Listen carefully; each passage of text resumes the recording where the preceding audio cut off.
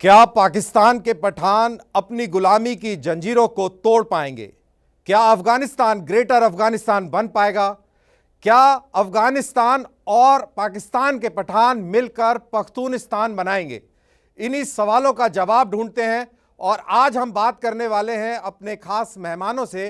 पाकिस्तान से मेरे साथ दो खास मेहमान जुड़ रहे हैं। अब्दुल याकूब समद साहब पीटीआई के स्पोक्सपर्सन हैं, इमरान खान की बात आप तक पहुंचाएंगे।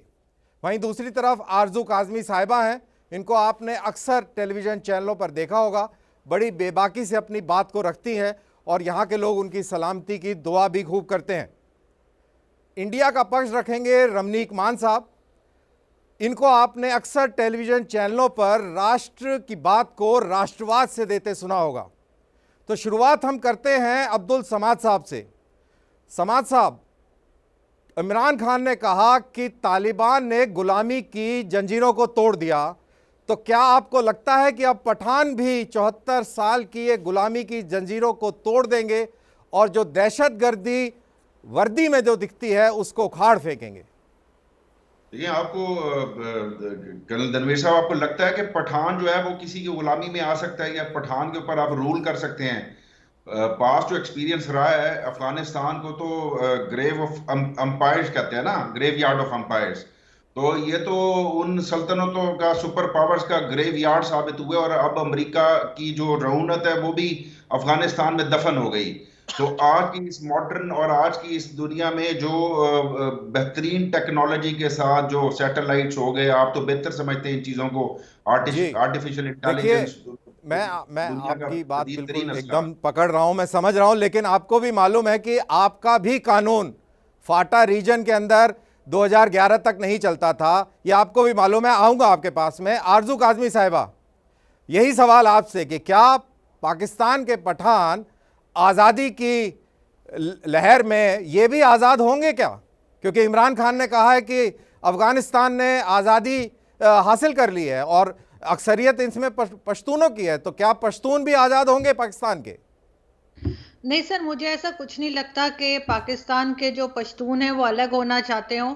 इस तरह की कोई तहरीक यहाँ पे ऐसा नहीं चल रही। अगर छोटी मोटी कोई बात करता है, जैसे मोहसिन दावड़ हो गए या पीटीएम वाले, तो इस तरह की तहरीकें तो हर कंट्री में चलती ही रहती हैं। लेकिन ज़रूरत इस बात की है कि उनको जो भी प्रॉब्लम पाकिस्तान में अगर कोई है तो गवर्नमेंट और इस्टेब्लिशमेंट उसको सॉल्व करे, बजाय इसके कि पूरी दुनिया में तमाशा बने।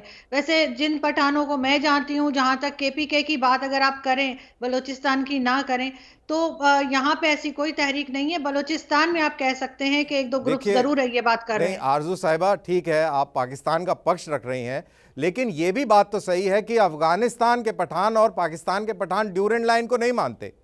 2-4 दिन पहले ही तालिबान के जो स्पोक्स पर्सन हैं जबीउल्ला, इन्होंने ये कहा कि हम ड्यूरेंट लाइन को नहीं मानते, ये हमारे हृदय के ऊपर खींची गई एक लकीर है।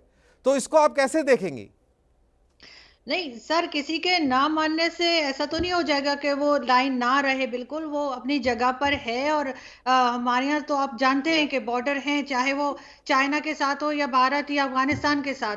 इस चीज को किसी को ना मानने से कोई फर्क नहीं पड़ता। असल बात ये है कि गवर्नमेंट क्या कह रही है, एस्टैब्लिशमेंट क्या कह रही है, जो लोग मुल्क चला रहे हैं वो क्या कह रहे हैं।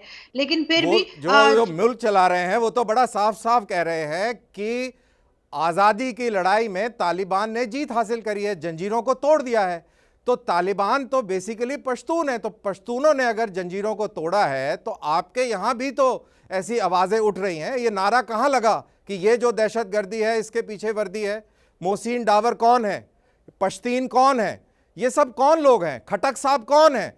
तो अगर ये सब बातें हो रही हैं तो ये किस तरफ इशारा कर रही हैं? मैं आपके पास आऊँगा। रमनीक मान, अभी हाल ही में आपने भी वो वीडियो देखा होगा जिसमें पाकिस्तान की एक मेंबर ऑफ नेशनल असेंबली, इनका नाम है नीलम इरशाद शेख, जिन्होंने ये कहा था कि अब तालिबान जो है हमको कश्मीर दिलाएंगे।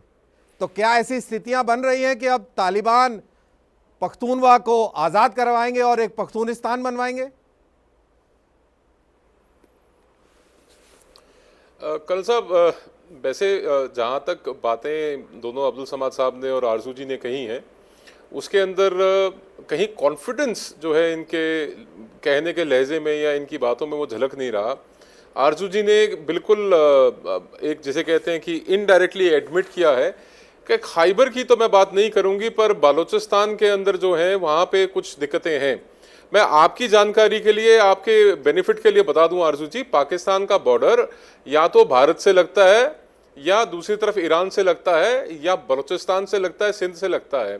आपका चाइना से कोई बॉर्डर नहीं लगता। वो जो मकबूजा कश्मीर है जो आपने ऑक्यूपाई कर रखा है वो चाइना को टच करता है, आप लोगों का कोई बॉर्डर नहीं है। पहली चीज़ है। दूसरी चीज़ ये है आरजू जी समझने वाली, जब आप इस बात को एडमिट करते हैं तो आप टीटीपी को रूल आउट नहीं कर सकते, तहरीक तालिबान पाकिस्तान को, और आप इस बात को रूल आउट नहीं कर सकते कि तालिबान की जो आला लीडरशिप है उसने पाकिस्तान को कहा है कि आप टीटीपी से बात कीजिए। टीटीपी से कोई, TTP is not a sovereign country. TTP वो तंजीम है जिसने पाकिस्तान के अंदर पाकिस्तानियों की कत्लो गारत करी है। वो एक ऐसी तंजीम है जो पख्तून है, जो पठान है, और उनकी अलाइनमेंट, तहरीक तालिबान पाकिस्तान की अलाइनमेंट अफगान तालिबान से बेहतर है बनिस्बत इसके जो पंजाबी फौज है आपकी उसके मुकाबले में।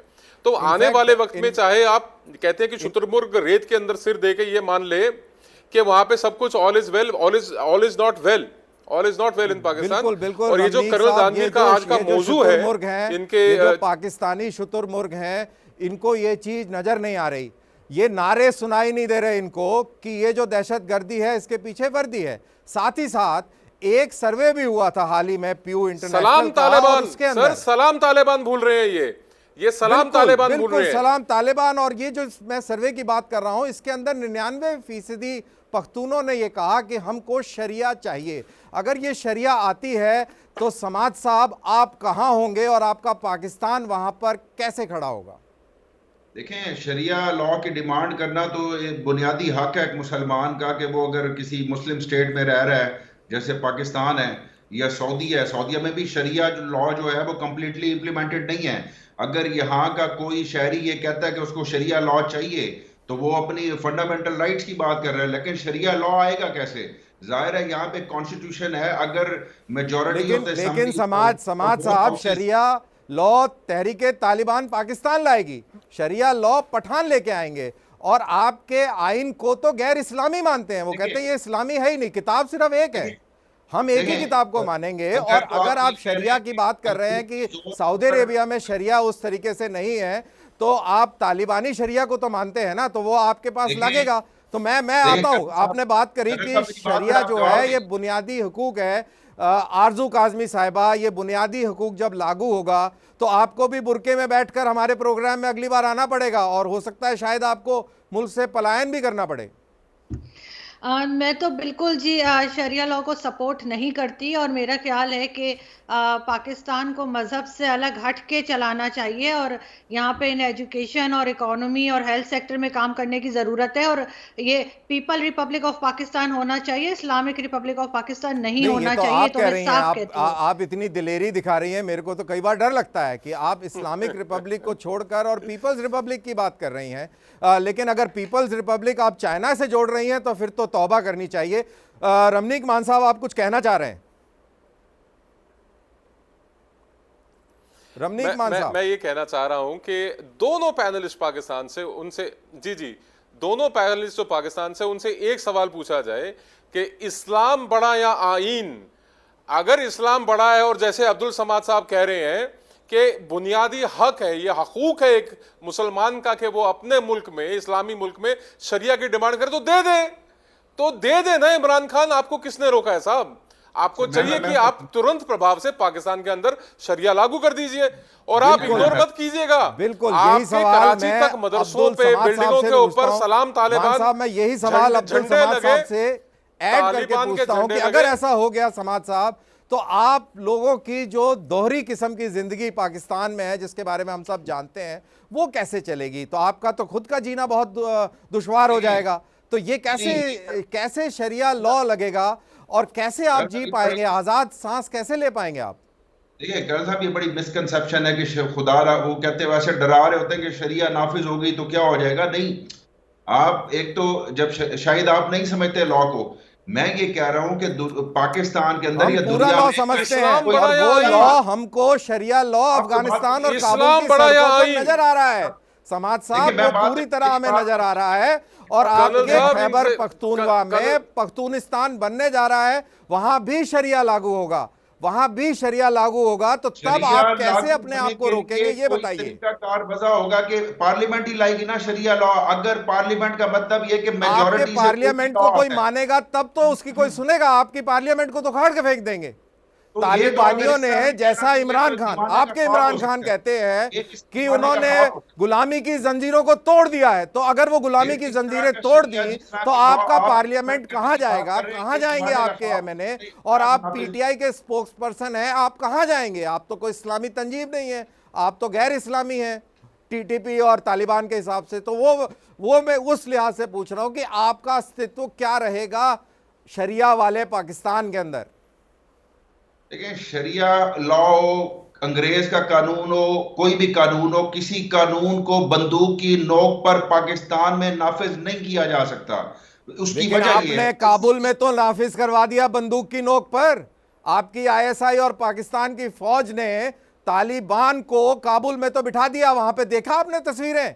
आप बंदूक लोग की कहते नोक हैं पर वहां है। आजादी का जश्न मना, नहीं है वहां पे बंदूक की- औरतें, बच्चे, बूढ़े किस तरीके से भाग रहे थे, कैसे माएं कोई बंदूक की अपने नोक पर बच्चों नहीं को है। उछाल रही थी और अमरीकी सैनिकों को दे रही थी कि इसको, इसकी जान बचा लो। तो यही बंदूक था की आजादी नोक का पर जश्न। अमेरिका आया था वहां पे। बंदूक की नोक पर अमेरिका आया था, बंदूक की नोक पर अशरफ गनी की हुकूमत थी और वहां पे। तालिबान किसकी अगर नोक पे आया तालिबान था, आए तो अब्दुल समाद बंदूक साहब? के काम खामोश तालिबान कौन किसकी लाया? नोक पे आया था? आरजू काजमी, तालिबान किसकी नोक पर आया था? देखें, तालिबान को हमेशा से पाकिस्तान ने सपोर्ट किया है और ये बात किसी से ढकी छुपी नहीं है।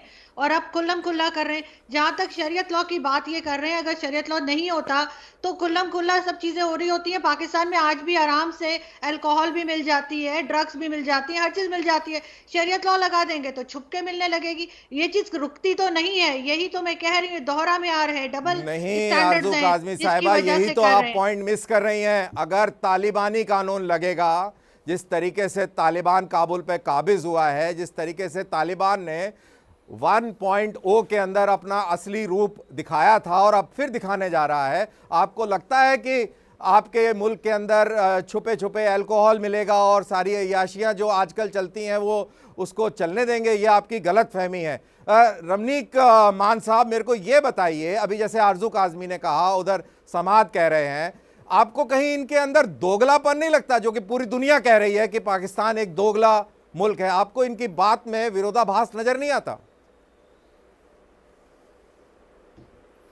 ये सेल्फ कॉन्ट्रडिक्टरी हैं और बहुत सी बातें जो कहते हैं they become an oxymoron.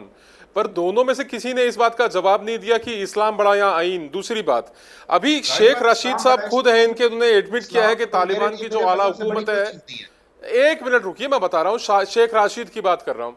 Abdul समाद साहब, मुझे पता है तकलीफ होती है सच सुनने में, पाकिस्तानियों को तो खास तौर पे, क्योंकि आपको आदत तो है नहीं साहब। प्लीज आप सुनिए जरा, प्लीज थोड़ा पेशेंस रखिए। शेख राशिद साहब आपके इंटीरियर मिनिस्टर, उन्होंने कहा, नहीं आपको, आप नहीं, आप प्लीज जरा सुन लीजिए, मैं आपसे सवाल कर रहा हूं, आप सवाल सुनेंगे तभी तो जवाब दे पाएंगे, वरना आपके नंबर नहीं लग पाएंगे साहब, प्लीज।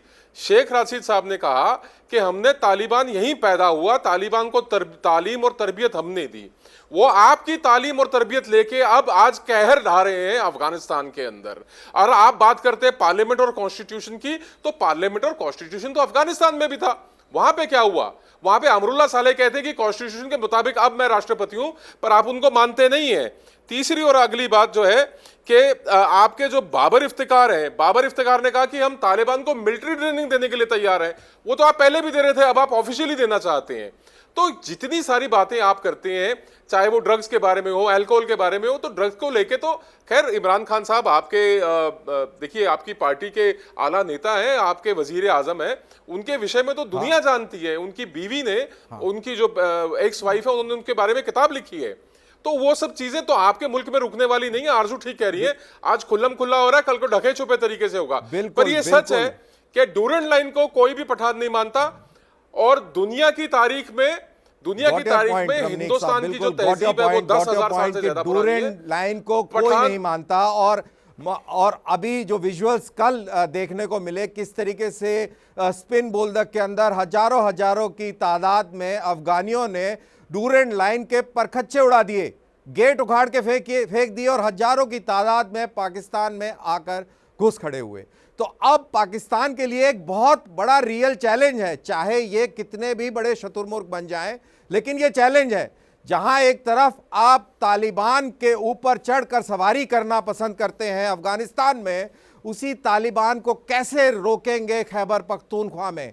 अब्दुल समाद साहब, देखिए, पहली बात तो ये कि आप तो बड़ा हाइप क्रिएट कर रहे हैं कि ड्यूरल लाइन को कोई नहीं मानता, कोई पठान नहीं भाई मानता। आप जो विजुअल आ रहे हैं वो बता रहे हैं, हजारों की संख्या में। आई डोंट नो आपने वो विजुअल देखे कि नहीं देखे, आई डोंट नो। मजा नहीं आएगा अगर इस तरह से इंटरप्ट करते रहेंगे, डिबेट का मजा नहीं आएगा। एक बात आप मेरे से आंसर पूरा ले लिया करें। ड्यूरल लाइन मसला है 100 साल से ऊपर का। ड्यूरल लाइन को पाकिस्तान पार्टीशन से पहले जो इंडिया था उसकी ड्यूरल लाइन को अरे छोड़ दीजिए, उसको छोड़ दीजिए। अभी जो तालिबान के स्पोक्स पर्सन है वो खुद कह रहे हैं, इसी हफ्ते के शुरू में उन्होंने कहा कि हम ड्यूरल लाइन को नहीं मानते। आपके पठान ड्यूरल लाइन को नहीं मानते, तो जब ड्यूरल लाइन को ही नहीं मानते तो पाकिस्तान को वो कैसे मानेंगे? आप इस बात का जवाब दीजिए।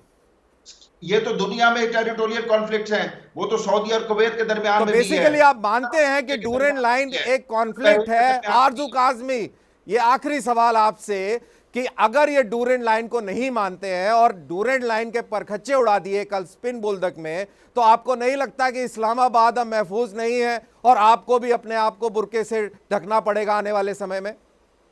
नहीं सर, मुझे ऐसा नहीं लगता कि अभी इस्लामाबाद में कोई खतरा है। दूसरा मैं आपको बताऊं, जिस क्लिप की आप बात कर रहे हैं या जिस वीडियो की आप बात कर रहे हैं जिसमें बहुत सारे लोग पाकिस्तान में दाखिल होते हुए नजर आ रहे हैं, वो कोरोना के टाइम पे, मुझे किसी ने बताया कि वो कोरोना के टाइम पे इस तरह से आपकी जानकारी गलत है। कल स्पिन बोल्दक में हजारों की तादाद में अफगानियों ने पाकिस्तान के अंदर घुसपैठ करी, ड्यूरल लाइन के परखच्चे उड़ा दिए। लास्ट क्लोजिंग कमेंट रमनीक साहब, आप इन पाकिस्तानियों को क्या बताना चाहेंगे? क्या पख्तून आजाद होगा, पख्तूनिस्तान बनेगा? क्या बोलना चाहेंगे आप? ग्रेटर अफगानिस्तान बनेगा, पक्का बनेगा। पख्तून जो है, पठान है, वो अपनी आइडेंटिटी लेके रहेंगे। देखिए दिलचस्प बात क्या है मेजर साहब, सॉरी कर्नल साहब, इसके अंदर दिलचस्प बात यह है कि बलोच जो है वो पाकिस्तान को नहीं मानते, टीटीपी और अफगान तालिबान ड्यूरल लाइन को नहीं मानती। इनकी एक तंजीम है तहरीक लब्बैक पाकिस्तान, वो पाकिस्तान के आइन को नहीं मानती, उसके अंदर तब्दीली करने की बात हो रही है, वो फ्रेंच एम्बेसडर को भगाने की बात होती है। आप लोगों के मुल्क के अंदर इतना कयास है जो आपने खुद क्रिएट किया हुआ है, और आपके बस आज मैं दोबारा आपको दोहरा रहा हूं और आप लिख के रख लीजिएगा, वो दिन दूर नहीं है जब ये पख्तूनिस्तान बनेगा, बलूचिस्तान आजाद होगा, आपका एक पंजाब का टुकड़ा लैंड लॉक रह जाएगा, उसके अंदर आप कैसे अपने आप को सर्वाइव करेंगे, उस चीज की प्लानिंग आप करके चलिए।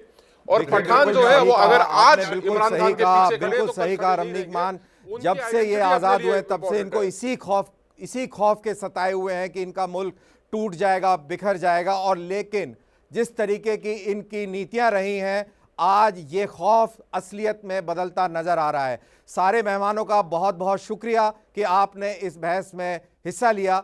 और ये थे हमारे मेहमान पाकिस्तान से, जिन्होंने अभी तक इस खौफ के बारे में, इसको दरकिनार करने के लिए कोई नेशनल पॉलिसी हो उसके बारे में कोई बात नहीं करी। वहाँ एक तरफ जहाँ ये शरिया का सपोर्ट करते हैं काबुल में, वहीं अपने मुल्क में उसकी मुखालफत करते हैं। डबल स्टैंडर्ड, दोगलापन, ये इनका चरित्र है।